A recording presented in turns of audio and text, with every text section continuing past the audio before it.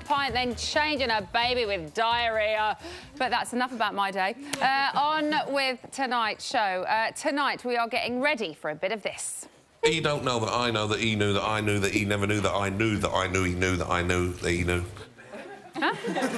Aiming for some of this. 4 Willie straws, 4 Willie straws, 4 Willie straws in my drawer. And firing a whole load of this. Oh my God. Can you? I've seen it all before. Woo! Watch out for them. OK, my first guest tonight has more in common with Heidi than you might imagine. He spent years on reality television, inseparable from his very own Spencer. It's Made in Chelsea's Hugo Taylor.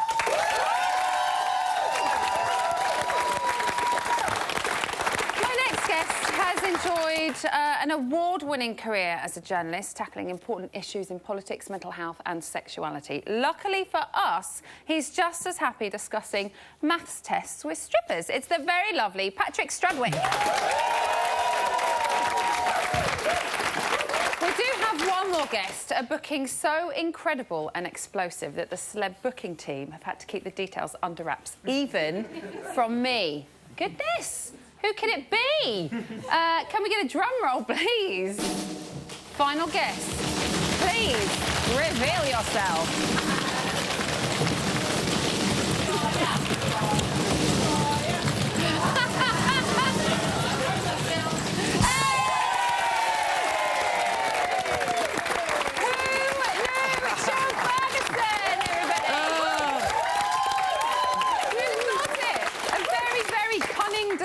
I thought it was. Yeah. I believe that you never knew.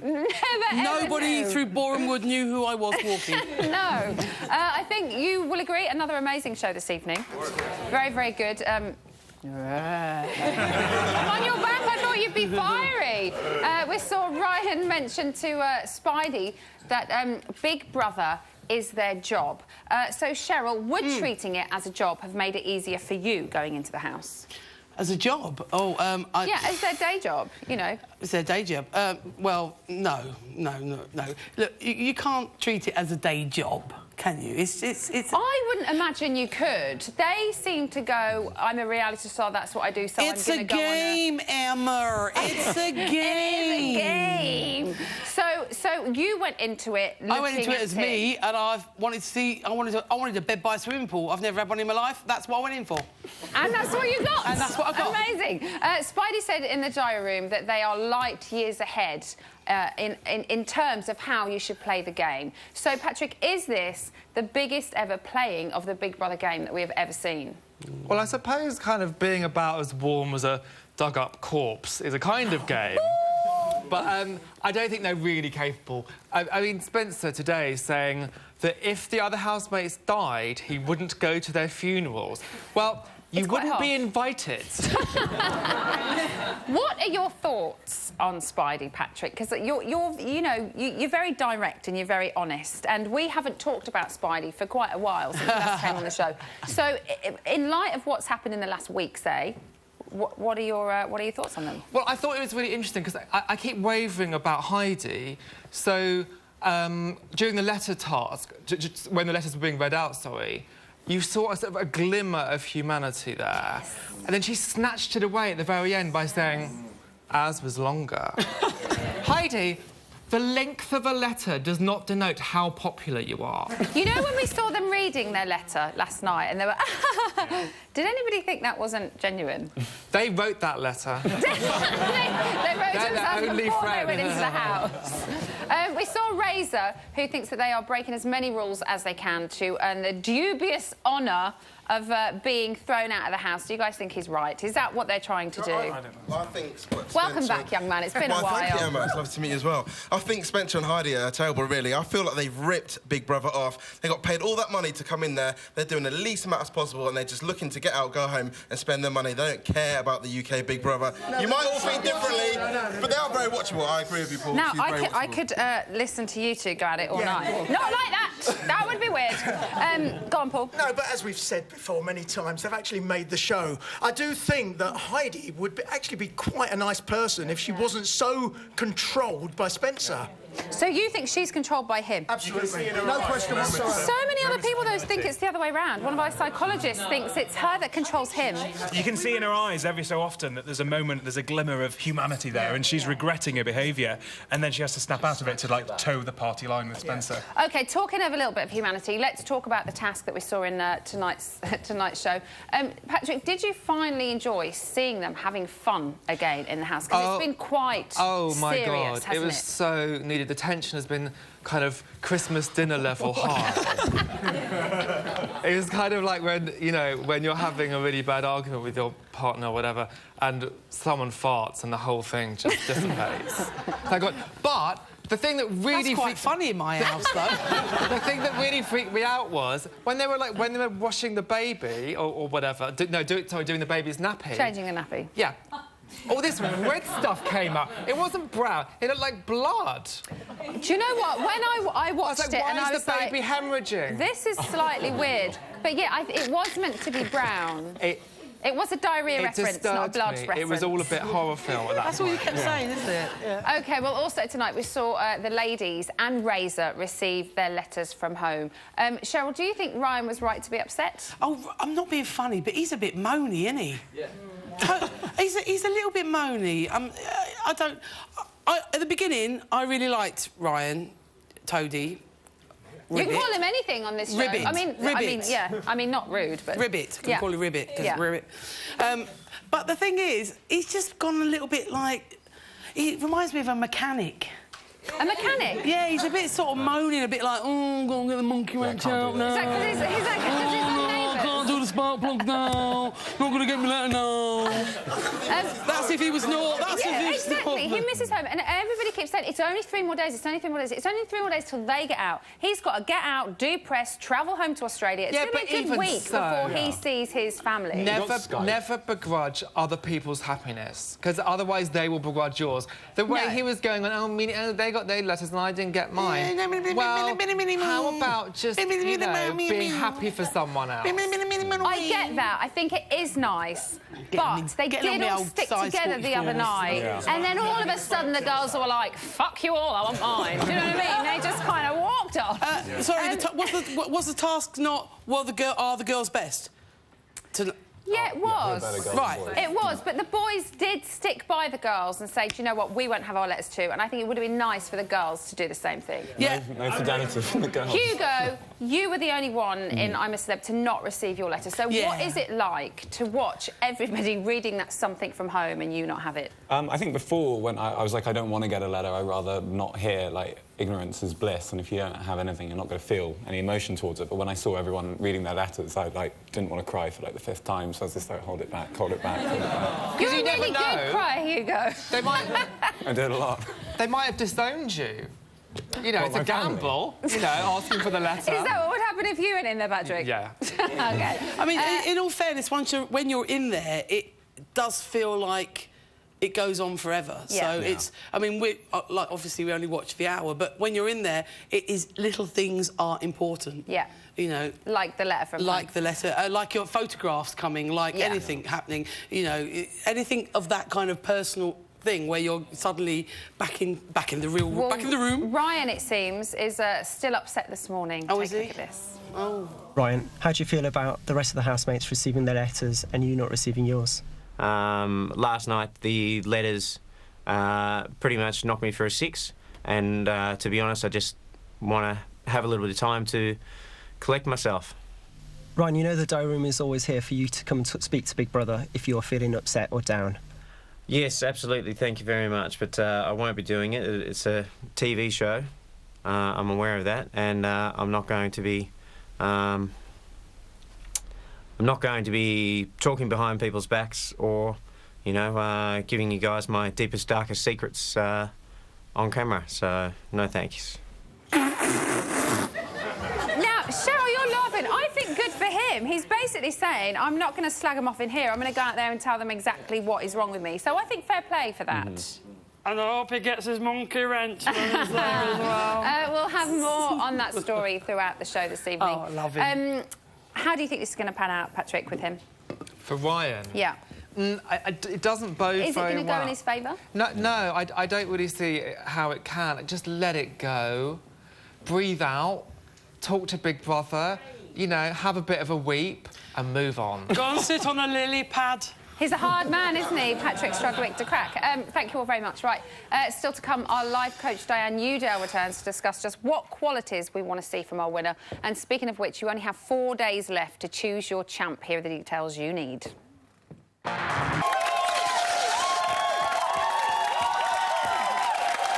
back to Celebrity Big Brother's Bit on the Side, where Heidi and Spencer aren't at all impressed by that stripper's equipment. Naughty. Right, here is another exclusive. The Ryan saga rumbles on. For me, I'm a big team player. And I felt that the other night, when we all said no to the letters, I felt really proud in team and that all the team stuck together. And then last night, I was confused as to why the team didn't stick together again. Why it was okay for 3 people to not get their letters, when the other night it was not okay for 1 person to get the letter. I know. The reason why I'm bringing it up is because you've got your letter. They call you in to talk to you about how you're feeling about getting your letter. No, I know. I've been called in there twice to relive it. Talk about why you didn't get your letter. I know. Yeah. And that's not fair. No, it's not fair. It's not fair. Oh, Ryan. We've not got long left, right? I don't want to go in there and talk about people behind their back. No. And I don't want to say everything that I've just said behind your back. Yeah, no, totally. Because that's not me. Good for you, Ryan! We'll have more on the fallout of that later on in the show. So, she's back for one final high kick and hair whip. It's everyone's favourite former gladiator turned psychotherapist and life coach, Diane Newdale. Oh, that's time! Oh, I know. Until the summer. It's getting so real, Emma. I know. OK, so you've been looking at the housemates' personality traits. I have been, yes. What have you found? Well, what I've just briefly, there are hundreds of personality tests in the world of psychology. I've chosen the 5-factor model because it's been researched for so long and proven to be quite accurate. Is this one that you use? It is one that I've used with clients in the past. Now, generally, people actually sit and do it on themselves. They have this massive questionnaire where there's 5 categories and they answer it for themselves. But I've just been observing, particularly the last couple of weeks. So we've got to remember what the 5 categories are first and foremost. First of all is openness, where you're curious, you're adventurous, and you're prone to emotionality as well. Secondly, conscientiousness, which means you're methodical and reliable. Thirdly, extroversion, loads of them in there, loads of energy, feed off other people's energy. Agreeable. This one's interesting. It's when you're kind and compassionate and possibly even kind of considerate to others as well. And the 5th one, which is interesting, we're beginning to see it a lot more, is neuroticism. Now, this is how we deal with the most unresourceful things. Neuroticism. How we deal with unresourceful things, particularly in the faces of stress, and people tend to get moody and tense and then some. So all of us should have these 5 things? They should, they should.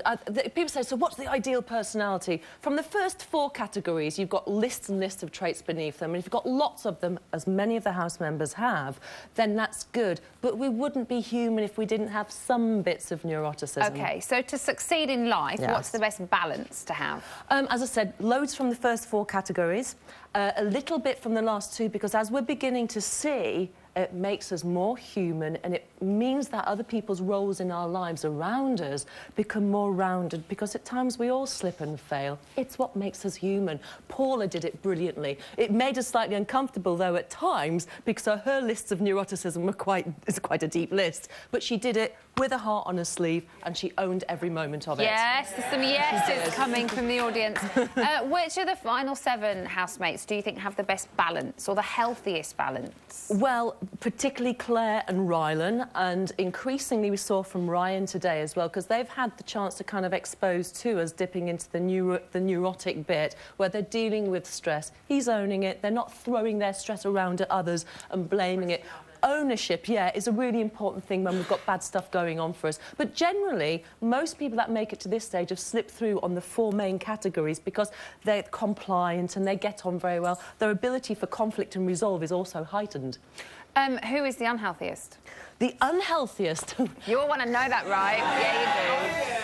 Existing in the house at the moment, it is Speidi. They have... And it's because we've been I didn't ask that so that you could pick Speidi and put them down. I think it's I'm just... not, because we've been thrown a complete decoy with them. It's not real for them. We're seeing glimpses which could actually reintegrate within us as a British audience going, well, actually, there's something here. But she says every day, this is a game. I think they've drained everyone's personality in the house, sorry, they really have. They're happy. They could see them visibly brought everyone down, yeah. What did you say? You think they're draining everybody's personalities in the house? Speidi draining everyone's personalities? Yes, yeah. So, as viewers, do we necessarily want a winner with all of these traits? We do. And particularly the more neurotic, the better. Particularly if, like Rylan, he bounces straight back for it, owns it, could splash it around if he wanted to, but he'd never do it out of malice. It's only to redress the balance with whatever may have gone on. He shows incredible levels of compassion and consideration. So does Claire, which is why we are loving watching them in here.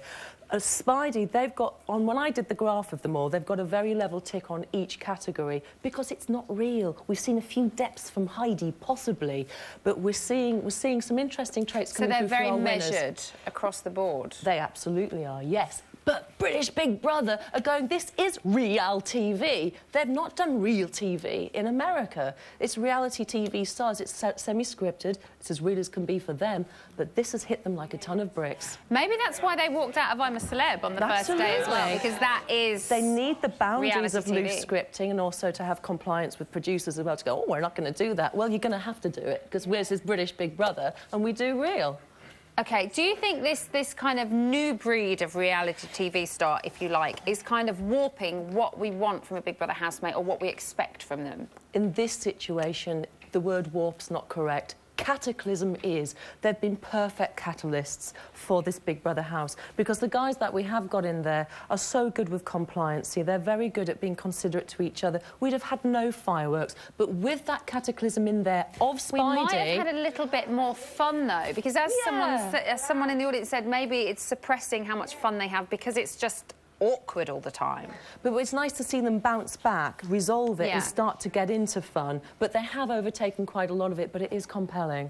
It is, and I think that's the one thing about Speidi, isn't it, is they kind of kick off and they're so passionate about their views and what they believe in. Then all of a sudden you do see this lovely side and they apologise and they become friends and they start smiling when they get in their letters, and that's where it confuses you all. Yeah, but what's really lovely is you are getting a chance to see, particularly Razor, their fun's coming through. They've kind of got the lay of the land with knowing where Speidi are, usually in their pit or wherever, joined at the hips. It's called a disadic relationship. It's quite interestingly intense. And how they'd survive without each other is another question I would ask. However, what is happening is that the other housemates are going, do you know what? We know how to have fun around this situation now anyway. We'll just get on with it. Yes. And very quickly, can the villain ever win Celebrity Big Brother? Ooh, if they pulled it back and started to become remotely real, then we may affiliate more to them, but they don't have the time, I don't think, until the end of... In the future could be that a villain could redeem themselves if they do it well and they become real.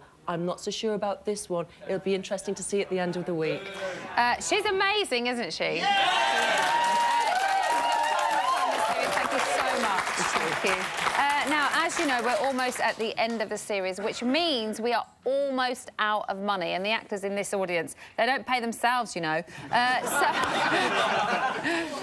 seriously, we have no money left. Just ask Jamie. Hello, yeah, I hope you enjoyed Katie Price, McFly and Emma Willis's brand new velvet curtains in a dressing room, because they're 3 of the reasons why we've got no budget left. I can't even afford a cameraman. Yeah, mate, I'm gonna have to give it to the writer. Can you just hold it? Come on, mate, one team, one dream, BB bots and all that. Look, I've still got one more film to make, so we're going to head off into the heart of Hertfordshire to talk to some interesting, inspiring and, more importantly, free Big Brother fans.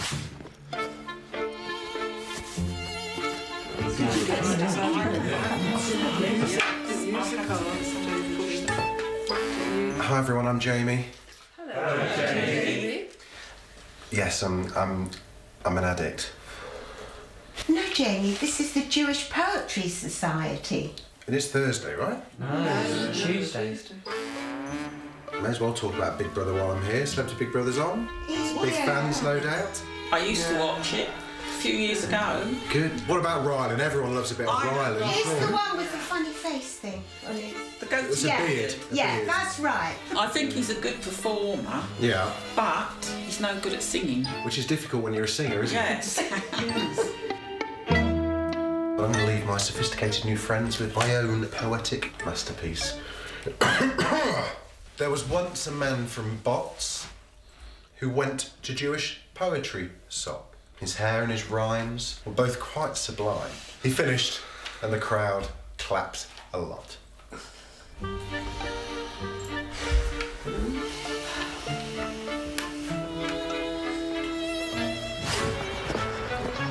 Where are we now? We're at tea dance in Hatfield.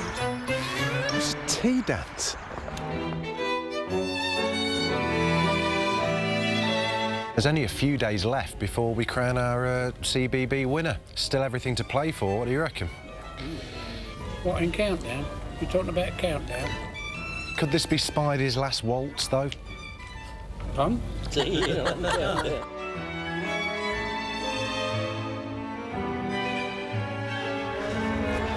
Oh, I know what tea dance is now. What now?